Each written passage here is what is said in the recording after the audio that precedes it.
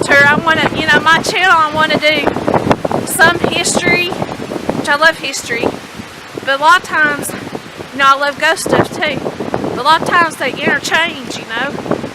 Every time something historical happens, it adds a little bit of legend that goes along with it. And I don't know if that's people's way of coping about the bad things that happen, or if that's just a way of keeping people's memory alive that passed away. You know, some of it might be true, there might be some supernatural, and so it may just be legend.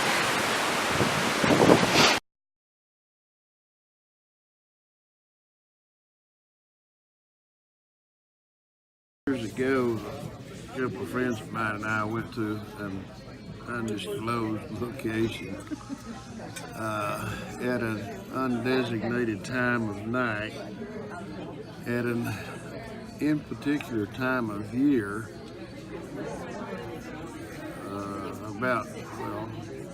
about 20 years after, this has been about 20 years after the statute of limitations expired. So anyway, we had a system worked out that we would put a pine cone in the middle of the road when it was safe to come back and pick us up.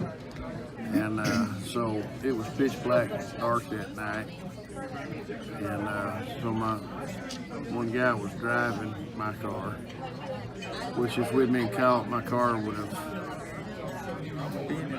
it would have been somewhere down in Rome, Georgia, I think is what it took at the time. And so he stopped in the road where I told him. My buddy bailed out. I got something hung, an unidentified object got hung in my seat, so I had to wrestle it loose. Yeah, and anyway, I heard this blood-curdling scream in the dark. And my unnamed buddy in the car looked at me, and I looked at him, and he said, "What was that?" And I said, "I don't know, get out of here." And I slammed the door, and he squealed out and took off. And it was pitch black dark, I couldn't see anything. And I was like, "Hey, where you at?" He's over here. Look out for the culvert. I'm like, what are you talking about? This place is flat as a pancake. So against my own rules, against my better judgment, I pulled out my flashlight and turned it on, and I was standing about 6 inches from a drop off. It went down about 8 feet. There was my buddy laying down in a pile of rocks, bleeding from every orifice in his body. And so I got down there beside him, and I was like, dude, man, don't tell me you're okay. Oh God, don't let your leg be broke. We're gonna have to call an ambulance, and I'll have to shoot you and leave you here in the night that I ever saw you. You know, you've heard of black ops before, haven't you? And so anyway, turned out he had a pretty bad limp and all, but he survived. I didn't have to shoot him. So I put my gun up, and so we went about our business, and all of a sudden, I was highlighted by a big spotlight out there in the woods. And I was like, I give up. And I stuck my hands up to surrender. And it was the moon had popped up through the trees and just bam, hit me all at once. So I didn't see a ghost out there either. Except for y'allselves. Except for us. The screaming man falling in the culvert and the moon that saw it all. We were the only scary things in those woods. Showing me some stuff at this store. This is our friend Megan on the Sachs-covered bridge. It's Yeah. the Confederate soldier that's standing on the other side. Oh, wow. I don't know if it's coming in blurry or not. It's trying to it's right there. It's a hard time focusing on it, sort of. Here, let me show you the others. Okay. Oh, this is as big as our machine can blow that up. Yeah, okay. See him there? Mm-hmm. But you see his hat, his rifle, his hands, his arms, his legs. Wow. His cuffs. I mean, he's Yeah. totally standing there. Now, Wow. my Gary took 3 pictures at the same time. That's the first one. The girl is just little, and the man. That's the second one. So this is the first one. This is the second one. Yeah. Now, in the second one, there's something leaning against the bridge. It's not in the first one. This big orb Yeah. is not in the first one. Mm-hmm. And we think that's him turning around walking the other way. Oh, yeah. So if you Wow. notice, particularly like in the big picture, you can see that he's a sentry. He has one elbow up and one elbow down. He's holding his rifle out in front of him. Wow. And that's why we got him coming and going. Because Oh. he's walking back and forth on the bridge. That's amazing. Okay.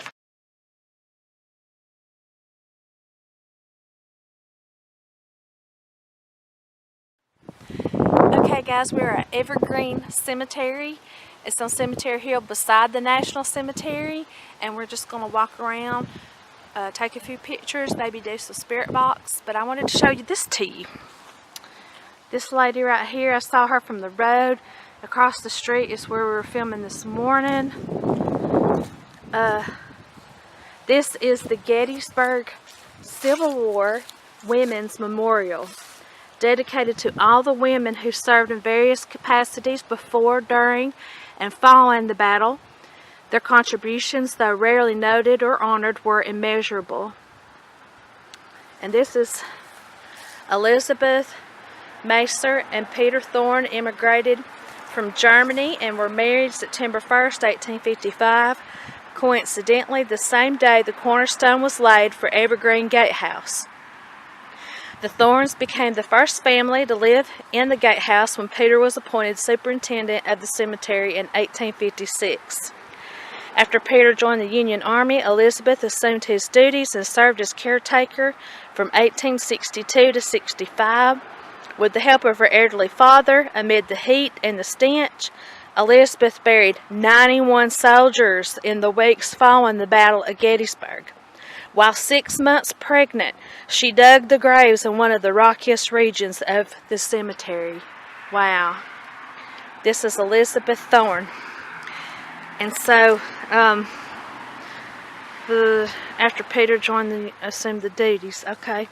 So I guess her husband was fighting with the Union Army while she was taking care of burying all the dead. Okay, let's go walk up to this mausoleum, see if we can see anything in there. I don't know. I think they've done something to blacken it out. You can kind of see a little bit. You can kind of see that there's stained glass in there. No. It's really hard to see. Oh, look at that. Oh, cool. I don't know if we can see. Yep. Just a little bit. You can see something.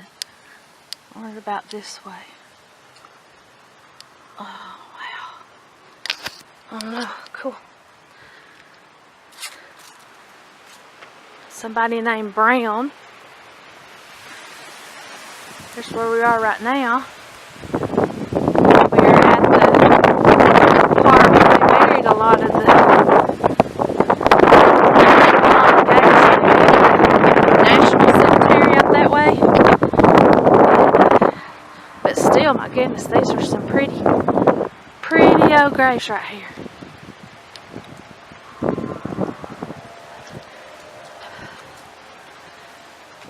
Look at all them. Wow, look at that cross right there. Pretty neat. Wow. I'm going to stop a minute, get some pictures. Alright, I stopped a second to take some pictures. This is that mausoleum we were just at. And there's some further down the hill. But see, this is where that stained glass window is. Isn't that pretty? Pretty neat. The leaves here are absolutely beautiful.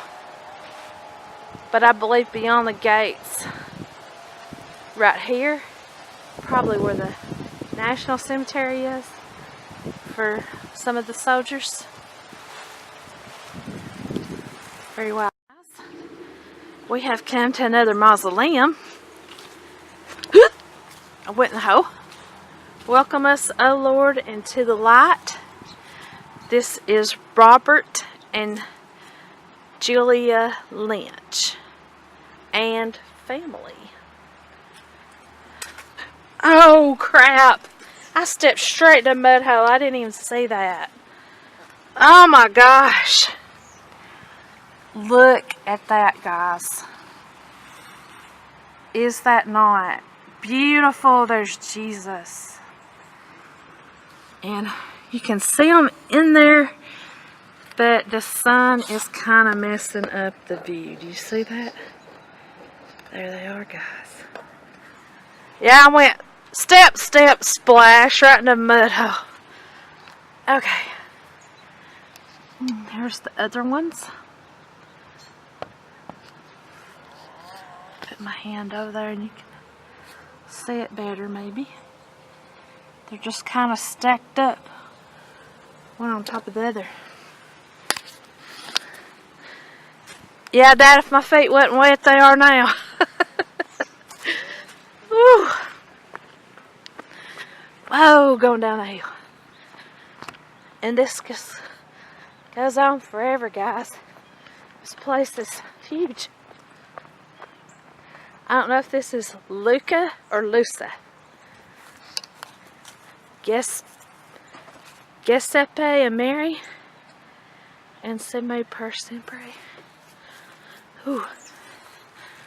Let's see what hers looks like. She doesn't have one of those. She doesn't have anything over there. And there's nothing on this wall. So it's just the two of them right here. Right there. That's it on that one. Oh, we got a picture on this one. William Houghton. He died in 1960. He that overcometh shall inherit all things, and I will be his God, and he shall be my son. Revelation 21:7. Looks like we got another one down here.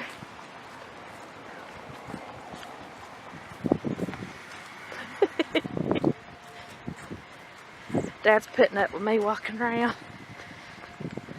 It was snowing earlier, guys. Flipping snowing. It was cool. See all those graves right there? All those are soldiers. See them stacked up. This is Kermit and Renee Paxton. This person's named Kermit. Kermit and Renee. Oh, God. They have really got it where you can't see nothing. They've got where you can't see nothing in that one. So we're going to go get us some tickets for the bus tour, guys. See you in a little bit.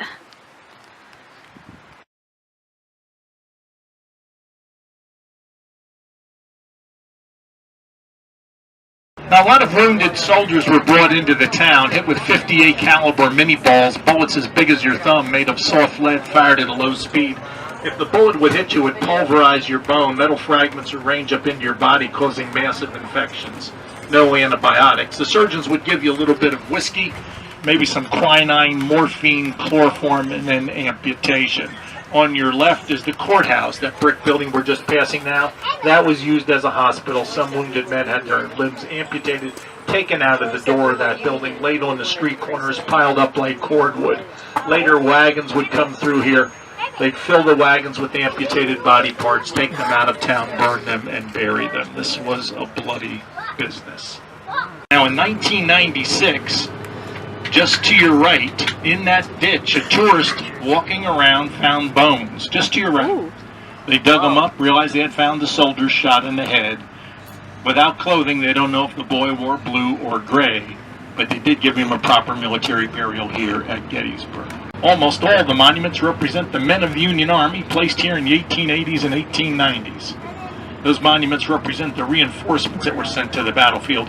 on the afternoon of July 1st, 1863. So just a word about monuments. Most of the monuments were put here in the 1880s and 1890s, honor the regiments of the Union Army, the victorious soldiers.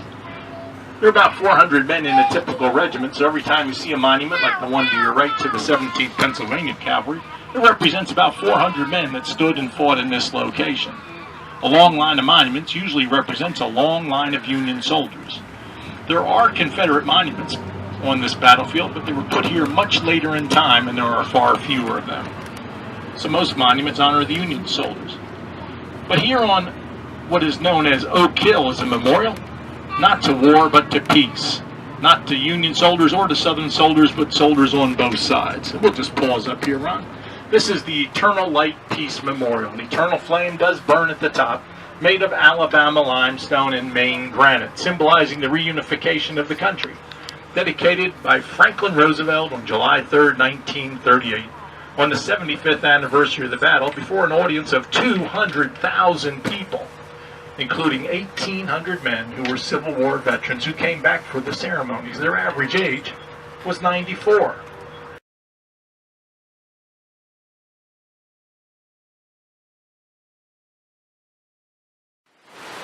Hey guys, we're at Little Round Top and we're going to show you around. Just a second. There's Miss Joan. Dad's taking pictures as always. We were waiting on time to take our bus tour. We thought we'd come check this other section out. So Dad said he believes this is where the left flank of the Union Army was. And y'all, I had no idea until we got here. Until you actually come and visit, you have no idea how big this battlefield was. You know, in my mind, I think, okay, it opened up to one opening and they just fought right there. This included the valleys, the mountains. It was everywhere. It really was. And I thought it was blowing. We're raised up here. It is cold, but the scenery, I honestly think early November or late October, just to see what's up with this guy, what's up with his monument. I bet.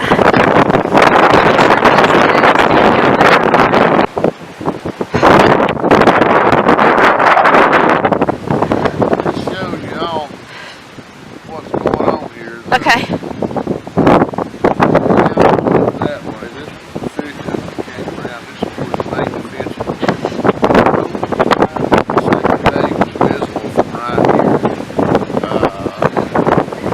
Warren came to this point, and this hill was undefended. He realized that they got here. The second ridge line over there.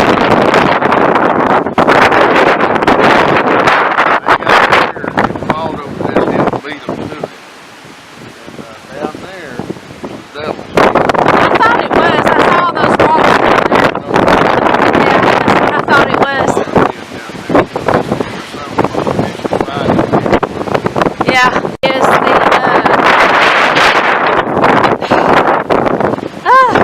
the men that were actually fighting in the battle came here, and they were the ones that formed where all this happened, so it would be accurate. The veterans. Woo. Going here. Oh gosh. Wow. Can you actually go up in there?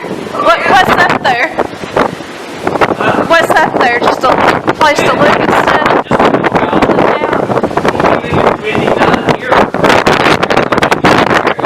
Really? I bet. So these are privates. I'm kind of afraid to go up there, y'all, because I'm going to try it for this video because I love you, fam. And I know y'all may not ever get to come, or, you know, maybe you can, but just in case. And I'm terrified of heights, but I'm doing this for y'all because I love you. Okay. Oh my gosh, I'm on the top. Wow. Oh.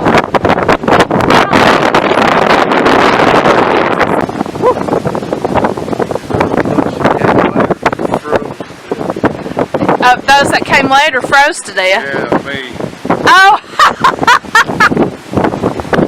I told somebody when I went to her place, I said, if you had a wing, it would blow right off today.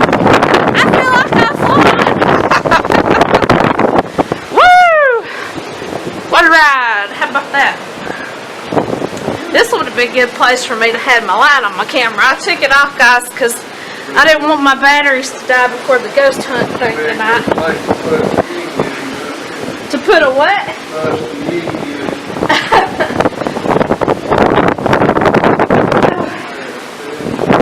Yeah. The stamps ain't made for an old cripple, Daddy said. Listed. Yeah, we're going to go back to the car because my battery's fixing to die anyway. We didn't go out this way, so. John's dead. Did she not go back to the car yet?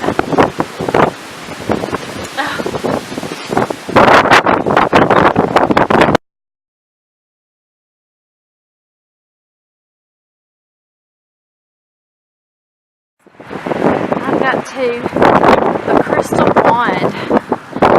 Thought we could go in and see. They're still dowsing rods and all that here. Look at her. They got healing crystals, sage, smudging, divination tools, and card readings too. Black Cat Society since 1692.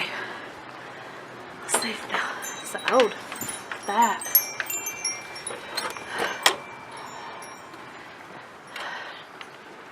Let me get this door here. Oh, it smells really good in here, guys.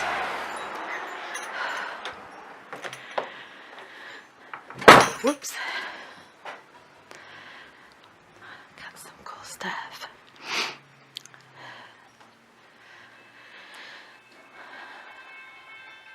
Ghostbusting kit. Sage, holy water, black salt. Oh. How cool is that? $16.95. Y'all, I forgot my money. I gotta come back if I want something.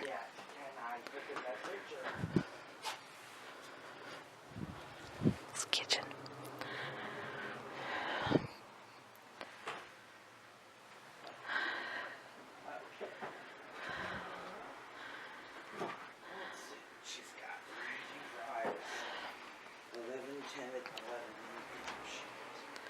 Okay, what day would be better for you?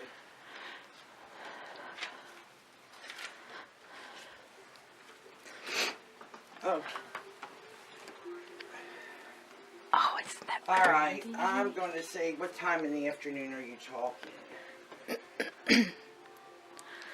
Oh, those are nice. All right, I can do that.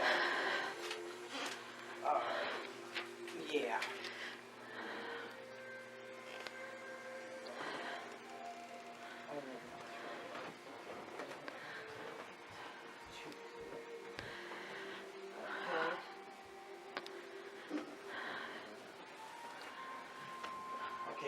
Aren't those fairies pretty? Oh my goodness, they're beautiful.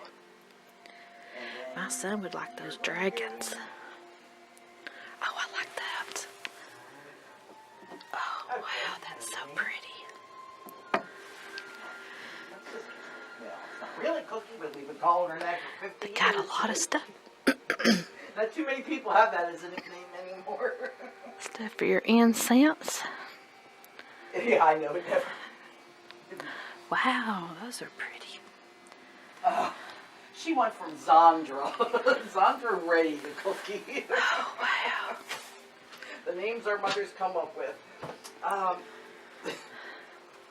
are pretty. Oh. Okay, let me have a phone number in case anything would go wrong. Oh, soldiers' cars. They got prayers and stuff right there. Oh wow, look at those journals. That reminds me of Hocus Pocus or something. Look at those.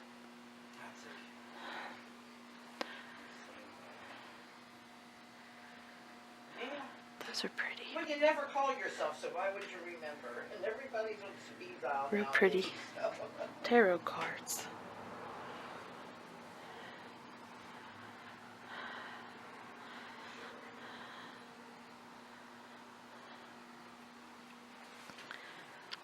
That's the coolest Ouija board I've ever seen in my life. That is so cool. It's $90. I don't know if that's where she does the readings or what. It's probably where she does the readings. All right, thank you. Lots of candles. Can I help you with something? I'm looking around. I'm from out of town and I do YouTube videos and I was promoting your store. Oh, those are cool. Those are the big witches candles. Calendars. And I left my debit card in the car and I locked it, so I gotta wait till my dad comes back out before I can buy anything. Those are really cool. I was looking at your Ouija board over there, the Celtic one with the glass. That's the prettiest thing I've ever seen. It's really pretty. There's you some oils.